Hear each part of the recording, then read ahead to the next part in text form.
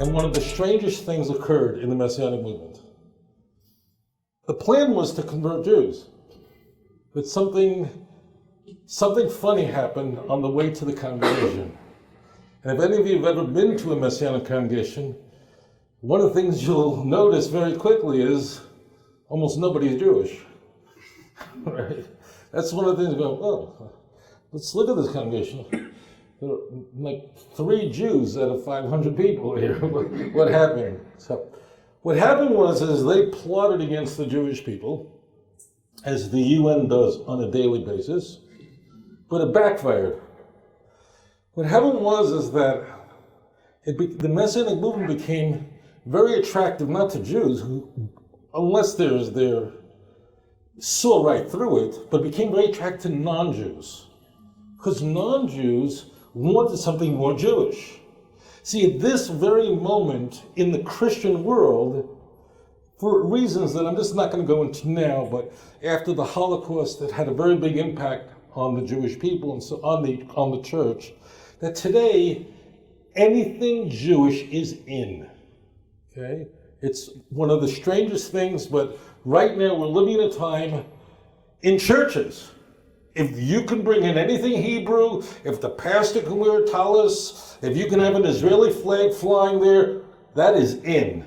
Anything Jewish is in. There is an effort in the church to bring back what's called the Jewishness of Jesus, which the church believes it had abandoned, which made the Holocaust and other things possible. Do you understand this? This is a very strange thing that happened. So the Messianic movement, instead of attracting Jews, there are some Jews who got caught up into it, but it's a very tiny number.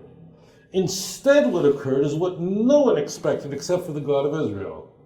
And that is that these Christians in the churches who felt, I've been going to this church for years and I just feel like I love Israel and everything, and there's nothing really Jewish going on here. There's nothing in Hebrew here, and I don't think Jesus would have recognized this place if he'd walk in here. But the Messianic movement is perfect. I can continue to believe everything that I believe in. I don't have to abandon anything, but I can do it in a Jewish way. So instead of the Messianic movement converting Jews to Christianity, it took Christians and brought them into this Messianic movement, which presents itself as Jewish. In core, in substance, it isn't. It's only rabbinic traditions that make it appear Jewish superficially.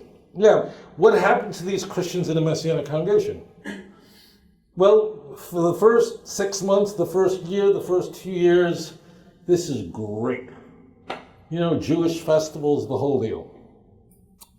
But after a while, they get so interested in Judaism, they continue to study more. And then they'll call a rabbi and say, Rabbi, I'd love to study with you. And they'll go to a synagogue here in Manila or in New York or in Chicago, because it's just not enough. It's just superficial. I want the meat. And they start studying Judaism even more. And they say, you know what? This was Christianity all along. And I don't think I want a part of it, because I'm learning real Judaism now.